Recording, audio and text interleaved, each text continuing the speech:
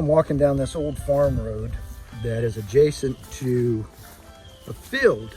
Several years ago, we had a gentleman come in, an arrowhead expert.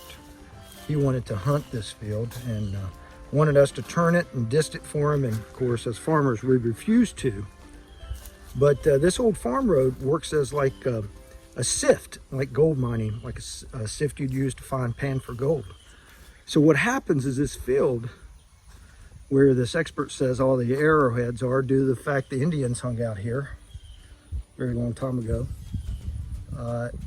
Water, every time it rains, things gradually over the years, hundreds of years, maybe even thousands, but certainly hundreds of years, kind of washes down in this road, which makes it easy for me to find arrowheads. So every once in a while I'll stop by, especially after it rains, and it rained last night. I'll just look to see if the rain uncovered any arrowheads in this old roadbed.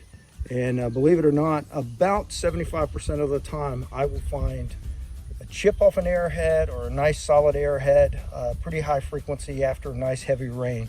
So I'm gonna go ahead and start looking, and I'll turn the camera on as I see things that I think you find of interest.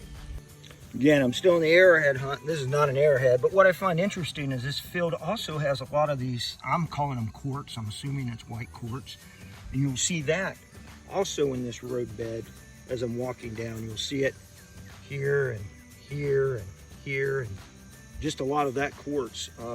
Don't know what that means, just I've noticed it before and I figured I'd share that with you guys. That kind of looks like one, but we both know that it's not one.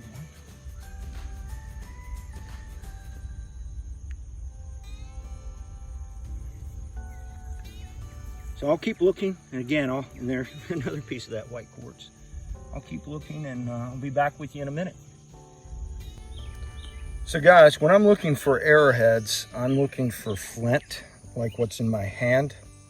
Indians, this is their choice of stone for making an arrowhead. I was in New Mexico up near the Geronimo Trail years ago, elk hunting, and we found this beautiful black arrowhead. I mean, it was in perfect shape, gorgeous.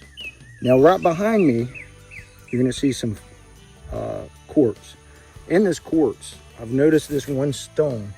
I started picking at it. Not flint, but quartz. And then as I picked at it more and more, I started noticing to look more and more like an arrowhead. And guess what? There it is. I've never found a quartz arrowhead. I'm not saying this is 100% definite, but look at the serration on the serrated edges. See if I can get that in focus here for you. That surely does look like an arrowhead to me. And my first quartz arrowhead. Thought you'd be interested in that. This may be an arrowhead that they started on and said, hey, it's not gonna work, and threw it to the side. It may be one they actually did, and a young apprentice from one of the master arrowhead maker years ago. I'm not sure, but sure does look like one to me. So I'm gonna pull it, examine it closer, and hey, we found one today. Again, we're gonna be working on that greenhouse pretty soon, and I'll video some of that footage, but nevertheless, I'm pretty excited about this arrowhead. Never found a quartz one before. We have approximately 30 Bluebird boxes on our farm. We're trying to get up to 100, so I'm increasing it every year. Here's one that I've put up. We purchased the box, although we should be making our own boxes. I use a metal pole, and I put a baffle on it, and I use a chimney or a stovepipe from Home Depot baffle. I'm going to show you what's in this box in just a moment. I normally do not mess with the boxes, but I saw a female fly out of this one, and I figured I'd take a look. But you can see how I make these baffles. It's pretty simple. Get a top, 2 screws, one on each side, and obviously it's gotten scratched up from the fence there. But putting a baffle on is mission critical for bluebirds, or any bluebird box, or any box, bird box I should say, in that it keeps predators out. Without the baffle, snakes, coons, your cat will climb that pole or figure out a way to jump over onto that bluebird box, and that baffle protects them.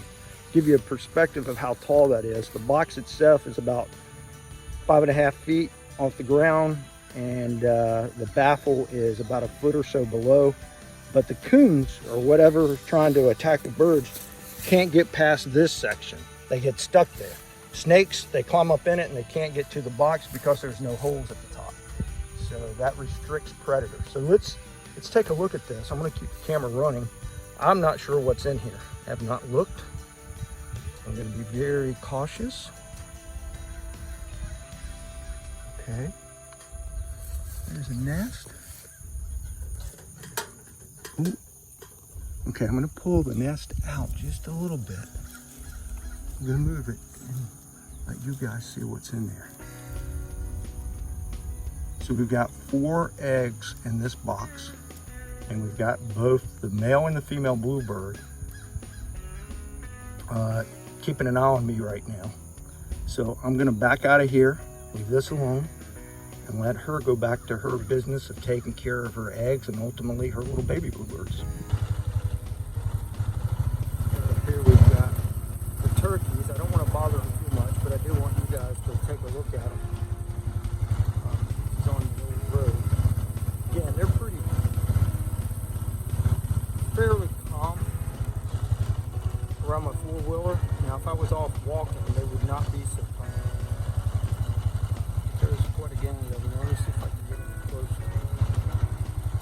I'll move them along the road a little bit. They'll tuck into the woods in just a second. I'll turn the controller off so you can watch them a little bit.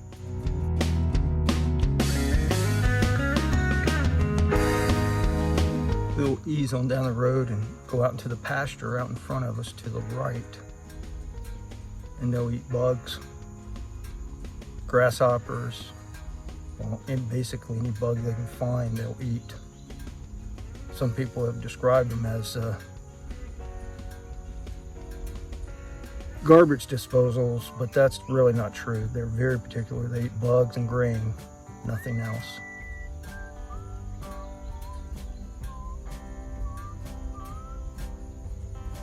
Well, I say grains, nuts, clover. There I go. Maybe they are a garbage disposal. A little bit of everything. Acorns. I love clover, especially Ladina clover.